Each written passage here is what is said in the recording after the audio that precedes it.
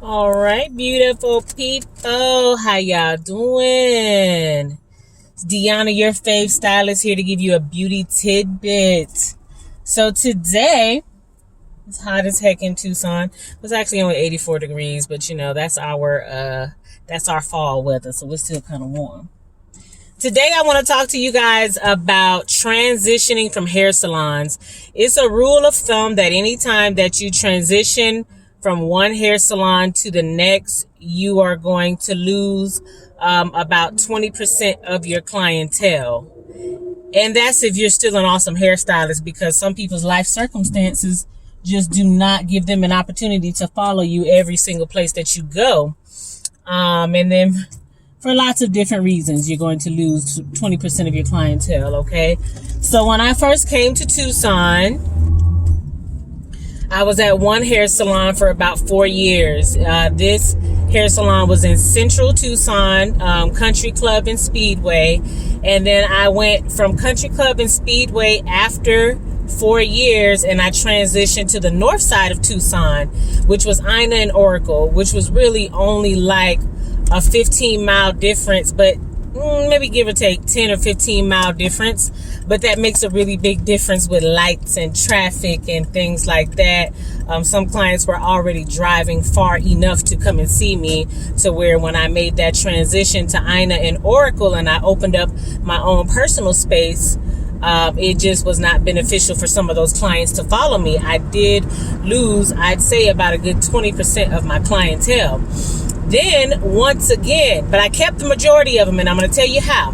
But then I ended up moving again another 4 years later, and I moved from Ina and Oracle, and then this time I'm on another third location, which is completely different from the central location I was at. It's completely different from the northern location I was at, and now we're further on the east side, okay, which I went from Central Tucson to 10 to 15 miles north Tucson. I'd say about 10 to 15 miles to North Tucson, and then we came back another 20 miles back to the other side of Tucson, and that's give or take, okay? And with every transition, I could say that there was times when I lost some clients, and I don't think it was for a good or a bad reason. Most of them just did not want to drive that far. Nobody wants to spend the majority of their life in a car. And anytime you have to commute somewhere 45 minutes one way, 45 minutes back, or depending on how long you got to be, that's 2 hours out of your whole day. So I get it. Although I lost 20% of my clientele with each move, I did get to gain new clients from the new location every time I moved. But what I want to focus on talking to you guys about today is keeping your clientele whenever you're moving. So first of all, don't be one of those hairstylists that as soon as you get upset, maybe you're a chair hopper and you like hopping around to different salons. Maybe you got some different issues going on with you and you end up hopping around from salon to salon a lot, which is not a good way to establish and keep a clientele. But sometimes life just happens and you just have to move to another salon, right? So don't be one of those stylists where something happens and then all of a sudden you haven't been keeping up with your clients' phone numbers and emails and contact information, and now it's looking obvious because every single time you have a client come in, you're like, hey girl, what's your number, what's your email, let me get in contact with you, blah blah blah blah blah. You should be keeping up with that already. Every client that you get, you should be keeping up with their email and their phone number, and if possible, their address, okay? It's best to do that with a software because it's just hard to write all that stuff down and keep it. Too much technology nowadays for you to still be writing stuff down, okay? Get you a software. If you're interested in Vagaro, let me know, and I can send you a link to try it out for free for a month. The next thing is verbally communicating with your clients. Always have an upbeat, positive attitude with your clients. Always be willing to provide answers and being resourceful, because that is going to make you a resource to your clients. If you know about things that are going on in the community, if you are always continuing to learn new techniques and things about new products and keep your clients in the loop in the beauty industry, they appreciate that and they value that, and it makes them want to follow you wherever you go, especially if there's no other hairstylist in the area that is going over and beyond and doing those things. They're going to follow you wherever you go, okay? Another thing you could do is have a specialty. If you are a jack of all trades, you'll always do good everywhere you go. But if you are a specialist in one area, people will travel for miles and miles and miles to see you. Okay, like for me, my specialty is locks. I could do locks with my eyes closed, forwards, frontwards, backwards. I know how to do almost every single type of dreadlock there is, sister lock, interlock. I can make it happen. Natural hair, all of that good stuff. So for me, you know, I have quite a few people that will travel very far to come and see me because of my customer service, because I am resourceful, and because I care about the details, okay? That's the next thing. Care about the details, okay? There's so many hairstylists out there that just want to slap hair together. They want to put a stamp on every hair. And what I mean by stamp is not your signature look or your signature way of doing things, is that you want to treat every head of hair exactly the same, when every head of hair is not the same and cannot be, the same hairstyle cannot be achieved on each and every head the same exact way. Some hair is going to determine that you're going to have different amounts of tension, different amounts of heats, different amounts of product, and all types of stuff. Be a hairstylist that knows how to handle all densities, all elasticities, all variations of the hair characteristics, and you know why something may work and why something may not work, okay? Be resourceful for your clients so that they have a reason to follow you in the first place.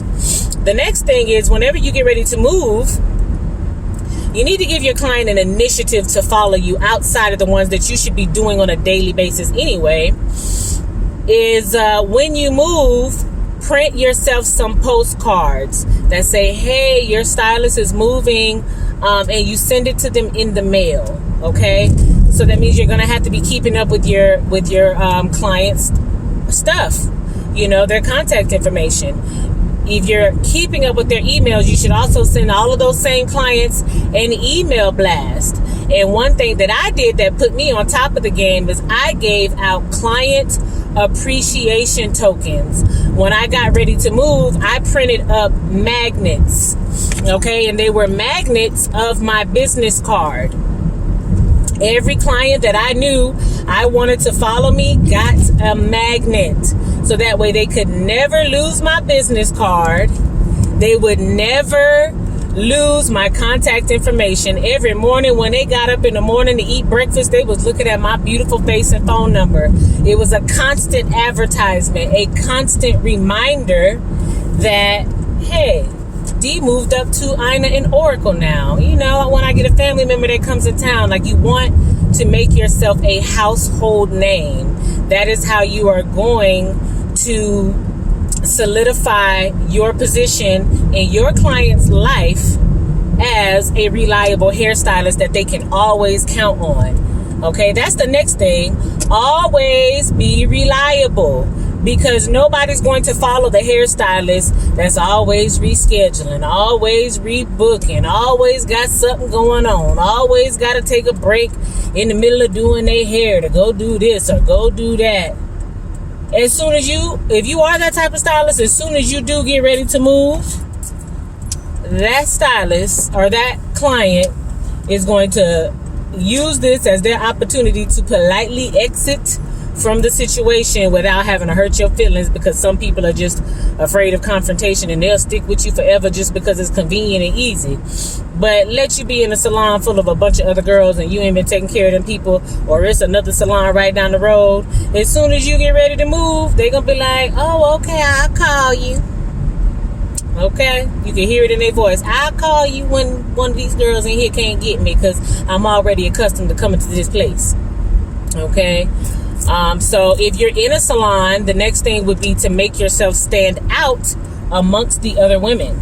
Okay, be on top of stuff. Have your products. Don't have people waiting. Value their time. Be resourceful. You know, what is it that you can do that other hairstylists can't do? You know, find little subtle ways to remind your clients of that.